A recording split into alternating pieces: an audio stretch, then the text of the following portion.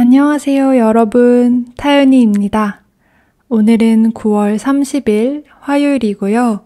47번째 에피소드를 녹음해 보려고 합니다. 여러분, 혹시 요즘에 재미있게 본 한국 드라마 있으신가요? 제가 얼마 전에 제 인스타에 스토리를 하나 올린 적이 있어요. 스토리를 올리면서 질문 하나를 올렸는데요. 여러분이 제일 좋아하는 한국 사극 드라마는 뭔지 여쭤보는 거였어요. 제가 정말 오랜만에 사극 드라마를 재미있게 보다가 갑자기 다른 분들은 어떤 드라마를 좋아하실까 궁금해져서 올리게 된 거였습니다. 최근에 제가 폭군의 셰프라는 드라마를 재미있게 보고 있었거든요. 해외에서는 아마도 Bon Appetit, Your Majesty라고 번역이 된 드라마일 거예요. 네. 아무튼 얼마 전에 마지막 12화가 방영이 되면서 이렇게 종영을 했는데요. 한국 내에서도 그리고 세계적으로도 되게 좋은 기록을 많이 세우면서 아주 큰 인기를 얻었다고 알고 있습니다. 오늘은요, 제가 이 드라마를 어떻게 봤는지, 어떤 점이 재미있었고 또 어떤 점은 조금 아쉬웠는지 여러분들과 함께 이야기를 나눠볼까 합니다. 제가 최대한 스포 없이 말해볼 테니까요. 드라마 아직 못 보신 분들도 같이 들어주시면 좋을 것 같습니다. 우선 이 드라마 줄거리부터 간략하게 아주 간단하게 말씀을 드릴게요. 먼저 소녀시대 유나님이 여자 주인공으로 나오는데요. 연지영이라는 이름을 가진 요리사 역할을 맡습니다. 이 주인공 연지영이 프랑스에서 하는 요리 대회에서 우승을 하면서 드라마가 시작됩니다. 이 연지영이 대회를 끝내고 나서 아버지 부탁을 하나 받게 되는데요. 정말 오래된 책 하나를 한국으로 갖고 와달라는 거였어요. 그래서 그 책을 가지고 한국으로 떠나게 됩니다. 그리고 비행기에서 이 책을 보던 중에 갑자기 과거로 시간 여행을 하게 되는 거예요. 네, 사실 머리로 이해하려고 하면 조금은 힘든 아주 판타지적인 그런 드라마입니다. 그렇게 조선시대로 가게 된 프랑스식 요리사가 조선의 왕을 만나고 또 궁에서 셰프로 일하게 되면서 생기는 그런 이야기입니다. 저는 이 드라마를 보면서 제일 좋았던 점이 바로 요리인데요. 사실 제목에서도 볼 수 있듯이 요리하는 내용이 정말 계속 나오거든요. 조선시대에 구할 수 있는 재료들만 가지고 아주 창의적인 요리를 계속해서 선보이게 됩니다. 왜냐하면 그렇게 하지 않으면 그냥 살아남을 수가 없었거든요. 메뉴 아이디어를 구상하는 것부터 재료를 구하고 또 손질하고 요리하는 과정을 꽤 길게 보여줍니다. 그리고 그렇게 완성된 요리를 사람들이 먹을 때마다 그 반응을 정말 코믹하게 풀어내는데 저는 그게 정말 마음에 들었어요. 사실 맛이라는 감각을 우리가 대사로만 표현하기가 정말 어렵잖아요. 그런데 이 드라마에서는 정말 온갖 CG를 사용해서 어떻게 해서라도 그 맛을 표현하려고 하는 게 약간 만화를 보는 것 같기도 하면서 되게 귀엽게 느껴졌어요. 그리고 그걸 보면서 다음 요리는 또 어떻게 표현하려고 할까 이렇게 기대도 하고 또 궁금해지기도 하고요. 그리고 전반적으로는 다들 음식을 먹고 너무 기뻐하고 행복해하고 그런 모습이 나오니까 좀 분위기가 포근한 느낌도 들면서 아기자기한 그런 느낌을 받았던 것 같습니다.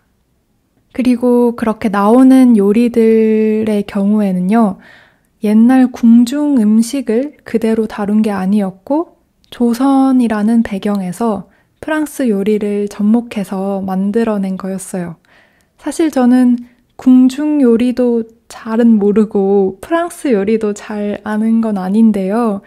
이렇게 다 합쳐진 새로운 요리를 보는 그런 재미가 쏠쏠했습니다. 제가 요즘에 냉장고를 부탁해라는 예능을 자주 보거든요.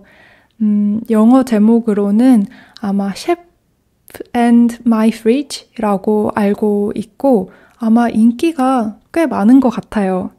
그 예능에서도 항상 시간도 부족하고 재료도 항상 제한적으로 준비가 돼 있어서 그 예능에 나오는 셰프분들이 본인들의 전문 요리를 살리면서 또 제한된 재료를 잘 조합해서 신기한 요리를 항상 만들어내거든요. 그래서 저는 폭군의 셰프를 보면서도 뭔가 그런 요리 예능을 보는 듯한 좀 재미있는 그런 느낌을 받을 수 있었습니다. 그리고 그 두 주인공 케미도 정말 좋았는데요. 두 분이 정말 잘 어울리더라고요. 사실 배우 이채민 님의 경우에는 사실 일타 스캔들이라는 드라마에서 잠깐 본 게 전부였는데 이번 드라마에서 정말 매력을 많이 보여준 것 같아요. 또 신인 배우라서 뭔가 좀 더 참신하게 느껴졌던 것도 있고요. 아마 이 드라마를 계기로 엄청나게 인기가 많아지는 일이 일어나지 않을까 싶습니다. 저는 그리고 그 둘뿐만이 아니라 그 수락관에 있는 숙수들, 요리사들, 그리고 기미상궁, 도승지 같은 그런 궁궐 안에 있는 사람들 사이의 케미도 정말 좋았던 것 같아요. 그랬기 때문에 제가 이 드라마에 조금 아쉬운 점을 꼽는다면 아마 정치 내용이 아닐까 싶어요. 정치적인 내용을 집어 넣으려다 보니까 오히려 그 주인공들 간의 로맨스라든가 아니면 다른 주인공들과의 그 관계들이 좀 부족하게 다뤄졌다고 느껴졌거든요. 사실 로맨스 경우에는 그 둘이 서로 요리를 해주고 또 그 요리를 좋아해주고 이런 교감까지는 공감이 되지만 사실 그 이상으로 좀 더 깊은 감정을 쌓아가는 거는 제가 좀 잘 느껴지지가 않았어요. 조금 그런 정치적인 혼란스러움이나 역사적인 배경은 조금 줄이고 요리, 그리고 로맨스, 그리고 수락관이나 궁 인물들과의 관계에 조금만 더 집중했다면 더 재미있지 않았을까 하는 그런 생각이 들더라고요. 특히 마지막 부분에 갈수록 갑자기 정치 이야기가 막 쏟아지다가 그러다가 갑자기 드라마가 끝나버린 느낌이라서 조금은 아쉬웠습니다. 그래서 마지막에 나왔던 요리들은 그냥 슥슥 지나가고 주목을 많이 못 받은 것 같거든요. 사실 저는 이 드라마의 주인공은 요리가 되어야 한다고 생각하거든요. 그래서 정치적인 부분을 조금 걷어냈으면 어떨까 하는 생각이 들었고요. 이 드라마 원작이 연산군의 셰프로 살아남기라는 웹소설이라고 하는데요. 그래서 이 드라마도 연산군 시대를 배경으로 진행이 됩니다.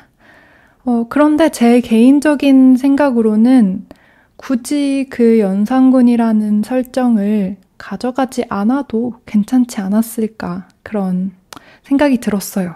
아무래도 좀 복잡한 스토리를 가진 왕이니까요.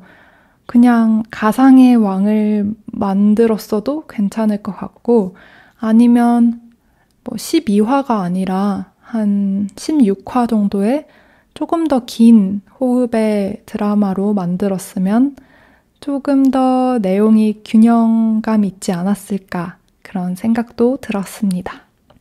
아무튼 이런 약간의 아쉬움도 있지만 저는 사실 오랜만에 이렇게 좀 가벼우면서도 좀 톡톡 튀는 그런 드라마를 보게 돼서 좋았는데요.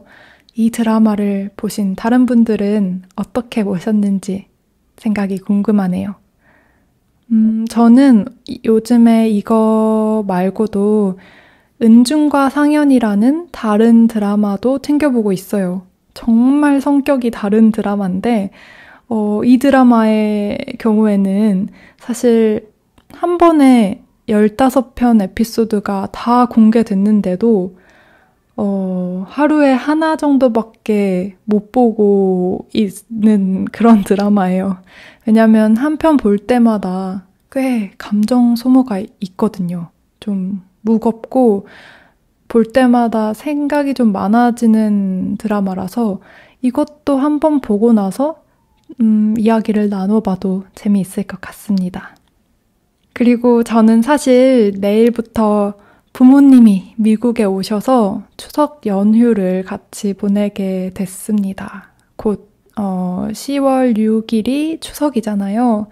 물론 여기 미국은 휴일이 아니지만 부모님이 오셔서 정말 오랜만에 명절을 같이 보낼 예정입니다. 주변 구경도 좀 다니고 맛있는 것도 많이 먹고 좋은 시간을 보낼 수 있으면 좋겠습니다. 아마도 여러분들 대부분이 추석 연휴가 없는 곳에 계시겠지만 그래도 주변에 한식당 있으면 맛있는 한식도 한번 드셔보시고 또 추석에 뜨는 보름달도 같이 보시고 그랬으면 좋겠습니다. 그럼 오늘도 제 이야기 들어주셔서 감사드리고요. 저는 추석 잘 보내고 다음 에피소드로 또 찾아오겠습니다. 감사합니다. 안녕히 계세요.